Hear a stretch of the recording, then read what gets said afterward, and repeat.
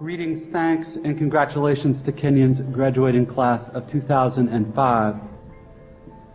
There are these two young fish swimming along, and they happen to meet an older fish swimming the other way, who nods at them and says, "Morning, boys, how's the water?" And the two young fish swim on for a bit, and then eventually one of them looks over at the other and goes, "What the hell is water?" This is a standard requirement of U.S. commencement speeches, the deployment of didactic little parable-ish stories. The story thing turns out to be one of the better, less bullshitty conventions of the genre. But if you're worried that I plan to present myself here as the wise older fish explaining what water is to you younger fish, please don't be. I am not the wise old fish. The point of the fish story is merely that the most obvious, important realities are often the ones that are hardest to see and talk about. Stated as an English sentence, of course, this is just a banal platitude. But the fact is that in the day-to-day trenches of adult existence, banal platitudes can have a life or death importance. Or so I wish to suggest to you on this dry and lovely morning. Of course, the main requirement of speeches like this is that I'm supposed to talk about your liberal arts education's meaning, to try to explain why the degree you're about to receive has actual human value instead of just a material payoff. So let's talk about the single most pervasive cliche in the commencement speech genre, which is that a liberal arts education is not so much about filling you up with knowledge as it is about, quote, teaching you how to think. If you're like me as a student, you've never liked hearing this, and you tend to feel a bit insulted by the claim that you've needed anybody to teach you how to think, since the fact that you even got admitted to a college this good seems like proof that you already know how to think. But I'm going to posit to you that the liberal arts cliche turns out not to be insulting at all, because the really significant education in thinking that we're supposed to get in a place like this isn't really about the capacity to think, but rather about the choice of what to think about. If your total freedom of choice regarding what to think about seems too obvious to waste time discussing, I'd ask you to think about fish and water and to bracket for just a few minutes your skepticism about the value of the totally obvious. Here's another didactic little story. There are these two guys sitting together in a bar in the remote Alaskan wilderness. One of the guys is religious, the other's an atheist, and the two are arguing about the existence of God with that special intensity that comes after about the fourth beer. And the atheist says, "Look, it's not like I don't have actual reasons for not believing in God. It's not like I haven't ever experimented with the whole God and prayer thing. Just last month I got caught away from camp in that terrible blizzard, and I was totally lost, and I couldn't see a thing, and it was 50 below. And so I tried it. I fell to my knees in the snow and cried out, 'Oh God, if there is a God, I'm lost in this blizzard and I'm going to die if you don't help me.' And now, in the bar, the religious guy looks at the atheist all puzzled. 'Well, then you must believe now,' he says. 'After all, here you are, alive.' The atheist just rolls his eyes. 'No, man, all that was a couple Eskimos happened to come wandering by and they showed me the way back to camp.'" It's easy to run this story through a kind of standard liberal arts analysis. The exact same experience can mean two totally different things to two different people, given those people's two different belief templates and two different ways of constructing meaning from experience. Because we prize tolerance and diversity of belief, nowhere in our liberal arts analysis do we want to claim that one guy's interpretation is true and the other guy's is false or bad. Which is fine, except we also never end up talking about just where these individual templates and beliefs come from, meaning where they come from inside the two guys. As if a person's most basic orientation toward the world and the meaning of his experience were somehow just hardwired, like height or shoe size, or automatically absorbed from the culture, like language. As if how we construct meaning were not actually a matter of personal, intentional choice.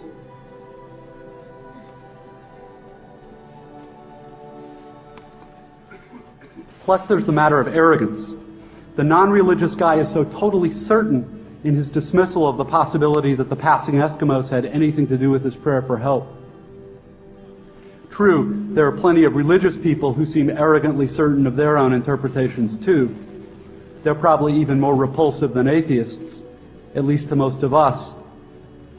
But religious dogmatist's problem is exactly the same as the story's unbeliever: blind certainty.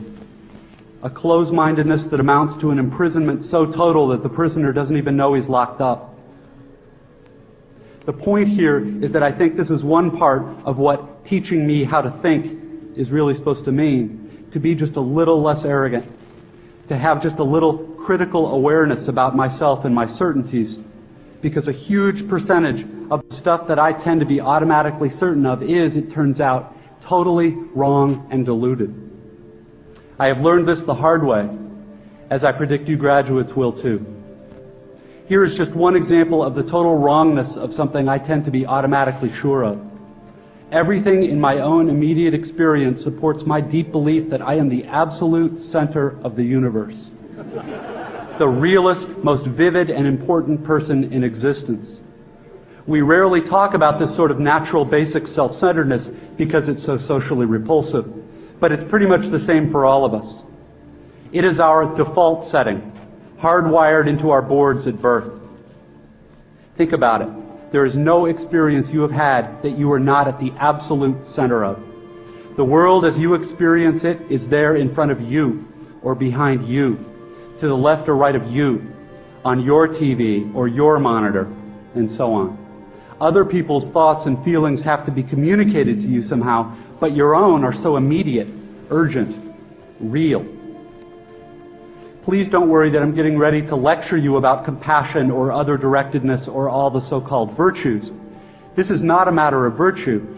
It's a matter of my choosing to do the work of somehow altering or getting free of my natural, hardwired default setting, which is to be deeply and literally self-centered, and to see and interpret everything through this lens of self. People who can adjust their natural default setting this way are often described as being well adjusted, which I suggest to you is not an accidental term. Given the triumphant academic setting here, an obvious question is how much of this work of adjusting our default setting involves actual knowledge or intellect. This question gets very tricky. Probably the most dangerous thing about an academic education, at least in my own case, is that it enables my tendency to over-intellectualize stuff, to get lost in abstract arguments inside my head instead of simply paying attention to what's going on right in front of me, paying attention to what is going on inside me. As I'm sure you guys know by now, it is extremely difficult to stay alert and attentive instead of getting hypnotized by the constant monologue inside your own head. Maybe happening right now. 20 years after my own graduation, I have come gradually to understand that the liberal arts cliché about teaching you how to think is actually shorthand for a much deeper, more serious idea. Learning how to think really means learning how to exercise some control over how and what you think. It means being conscious and aware enough to choose what you pay attention to and to choose how you construct meaning from experience. Because if you cannot exercise this kind of choice in adult life, you will be totally hosed. Think of the old cliché about, quote, the mind being an excellent servant but a terrible master. This, like many clichés, so lame and unexciting on the surface, actually expresses a great and terrible truth. It is not the least bit coincidental that adults who commit suicide with firearms almost always shoot themselves in the head. They shoot the terrible master. And the truth is that most of these suicides are actually dead long before they pull the trigger. And I submit that this is what the real, no bullshit value of your liberal arts education is supposed to be about. How to keep from going through your comfortable, prosperous, respectable adult life dead, unconscious, a slave to your head and to your natural default setting of being uniquely, completely, imperially alone, day in and day out. That may sound like hyperbole or abstract nonsense. Let's get concrete. The plain fact is that you graduating seniors do not yet have any clue what day in, day out really means. There happen to be whole, large parts of adult American life that nobody talks about in commencement speeches. One such part involves boredom, routine, and petty frustration. The parents and older folks here will know all too well what I'm talking about. By way of example, Let's say it's an average adult day, and you get up in the morning, go to your challenging white-collar college graduate job, and you work hard for 8 or 10 hours, and at the end of the day you're tired and somewhat stressed, and all you want is to go home and have a good supper and maybe unwind for an hour and then hit the sack early, because of course you have to get up the next day and do it all again. But then you remember there's no food at home. You haven't had time to shop this week because of your challenging job. And so now, after work, you have to get in your car and drive to the supermarket. It's the end of a work day, and the traffic is apt to be very bad. So getting to the store takes way longer than it should. And when you finally get there, the supermarket is very crowded, because of course it's the time of day when all the other people with jobs also try to squeeze in some grocery shopping. And the store is hideously fluorescently lit and infused with soul-killing Muzak or corporate pop. And it's pretty much the last place you want to be. But you can't just get in and quickly out. You have to wander all over the huge, overlit store's confusing aisles to find the stuff you want. And you have to maneuver your junky cart through all these other tired, hurried people with carts, etc., cutting stuff out because it's a long ceremony. And eventually, you get all your supper supplies, except now it turns out there aren't enough checkout lanes open, even though it's the end of the day rush. So the checkout line is incredibly long, which is stupid and infuriating. But you can't take your frustration out on the frantic lady working the register, who is overworked at a job whose daily tedium and meaninglessness surpasses the imagination of any of us here at a prestigious college. But anyway, you finally get to the checkout line's front, and you pay for your food and get told to have a nice day in a voice that is the absolute voice of death. And then you have to take your creepy, flimsy plastic bags of groceries in your cart with the one crazy wheel that pulls maddeningly to the left, all the way out through the crowded, bumpy, littery parking lot. And then you have to drive all the way home through slow, heavy, SUV-intensive rush hour traffic, etc. Everyone here has done this, of course, but it hasn't yet been part of you graduates' actual life routine, day after week, after month, after year. But it will be. And many more dreary, annoying, seemingly meaningless routines besides. But that is not the point. The point is that petty, frustrating crap like this is exactly where the work of choosing is going to come in. Because the traffic jams and crowded aisles and long checkout lines give me time to think. And if I don't make a conscious decision about how to think and what to pay attention to, I'm going to be pissed and miserable every time I have to shop.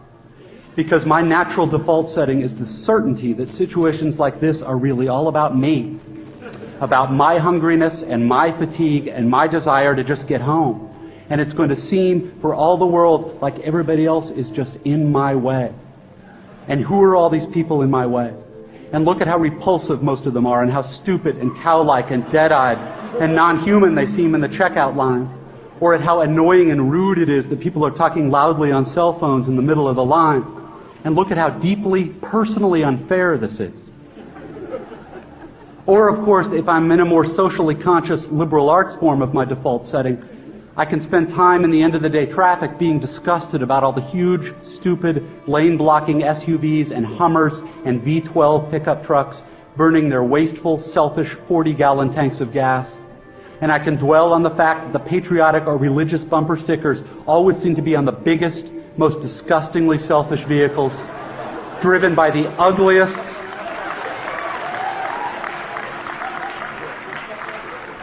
see, this is an example of how not to think. Biggest, most disgustingly selfish vehicles driven by the ugliest, most inconsiderate and aggressive drivers. And I can think about how our children's children will despise us for wasting all the future's fuel and probably screwing up the climate, and how spoiled and stupid and selfish and disgusting we all are, and how modern consumer society just sucks, and so on and so forth. You get the idea. If I choose to think this way in the store and on the freeway, fine. Lots of us do. Except thinking this way tends to be so easy and automatic that it doesn't have to be a choice. It is my natural default setting. It's the automatic way that I experience the boring, frustrating, crowded parts of adult life when I'm operating on the automatic, unconscious belief that I am the center of the world and that my immediate needs and feelings are what should determine the world's priorities. The thing is that, of course, there are totally different ways to think about these kinds of situations. In this traffic, all these vehicles stuck and idling in my way. It's not impossible that some of these people in SUVs have been in horrible auto accidents in the past, and now find driving so terrifying that their therapist has all but ordered them to get a huge, heavy SUV so they can feel safe enough to drive. Or that the Hummer that just cut me off is maybe being driven by a father whose little child is hurt or sick in the seat next to him, and he's trying to get this kid to the hospital, and he's in a way bigger, more legitimate hurry than I am. It is actually I who am in his way.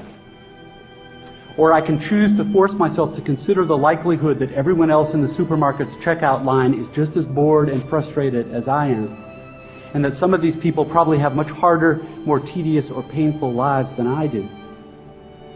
Again, please don't think I'm giving you moral advice, or that I'm saying you're supposed to think this way, or that anyone expects you to just automatically do it, because it's hard. It takes will and effort, and if you are like me, some days you won't be able to do it, or you just flat out won't want to. But most days, if you're aware enough to give yourself a choice, you can choose to look differently at this fat, dead-eyed, over-made-up lady who just screamed at her kid in the checkout line. Maybe she's not usually like this. Maybe she's been up 3 straight nights holding the hand of her husband who's dying of bone cancer. Or maybe this very lady is the low-wage clerk at the motor vehicles department who just yesterday helped your spouse resolve a horrific, infuriating red tape problem through some small act of bureaucratic kindness. Of course, none of this is likely, but it's also not impossible. It just depends what you want to consider. If you're automatically sure that you know what reality is and who and what is really important, if you want to operate on your default setting, then you, like me, probably won't consider possibilities that aren't annoying and miserable. But if you've really learned how to think, how to pay attention, then you will know you have other options. It will actually be within your power to experience a crowded, hot, slow, consumer hell-type situation as not only meaningful, but sacred, on fire with the same force that lit the stars. Love, fellowship, the mystical oneness of all things deep down. Not that that mystical stuff's necessarily true. The only thing that's capital T true is that you get to decide how you're going to try to see it. This, I submit, is the freedom of real education, of learning how to be well-adjusted. You get to consciously decide what has meaning and what doesn't. You get to decide what to worship. Because here's something else that's weird but true. In the day-to-day trenches of adult life, there is actually no such thing as atheism. There is no such thing as not worshiping. Everybody worships. The only choice we get is what to worship. And a compelling reason for maybe choosing some sort of God or spiritual type thing to worship, be it JC or Allah, be it Yahweh or the Wiccan Mother Goddess or the Four Noble Truths or some inviolable set of ethical principles, is that pretty much anything else you worship will eat you alive. If you worship money and things, if they are where you tap real meaning in life, then you will never have enough. Never feel you have enough. It's the truth. Worship your own body and beauty and sexual allure, and you will always feel ugly. And when time and age start showing, you will die a million deaths before they finally plant you. On one level, we all know this stuff already. It's been codified as myths, proverbs, cliches, epigrams, parables, the skeleton of every great story. The whole trick is keeping the truth up front in daily consciousness. Worship power, you will end up feeling weak and afraid, and you will need ever more power over others to numb you to your own fear. Worship your intellect, being seen as smart, you will end up feeling stupid, a fraud, always on the verge of being found out. Look, the insidious thing about these forms of worship is not that they're evil or sinful. It is that they are unconscious. They are default settings. They're the kind of worship you just gradually slip into, day after day, getting more and more selective about what you see and how you measure value without ever being fully aware that that's what you're doing. And the so-called real world will not discourage you from operating on your default settings, because the so-called real world of men and money and power hums merrily along on the fuel of fear and anger and frustration and craving and the worship of self. Our own present culture has harnessed these forces in ways that have yielded extraordinary wealth and comfort and personal freedom. The freedom all to be lords of our own tiny skull-sized kingdoms, alone at the center of all creation. This kind of freedom has much to recommend it. But of course there are all different kinds of freedom, and the kind that is most precious you will not hear much talked about much in the great outside world of wanting and achieving and displaying. The really important kind of freedom involves attention and awareness and discipline and being able truly to care about other people and to sacrifice for them over and over in myriad petty little unsexy ways every day. That is real freedom. That is being educated and understanding how to think. The alternative is unconsciousness, the default setting, the rat race, the constant gnawing sense of having had and lost some infinite thing. I know that this stuff probably doesn't sound fun and breezy or grandly inspirational the way a commencement speech is supposed to sound. What it is, as far as I can see, is the capital T truth with a whole lot of rhetorical niceties stripped away.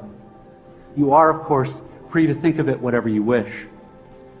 But please don't just dismiss it as some finger-wagging Dr. Laura sermon.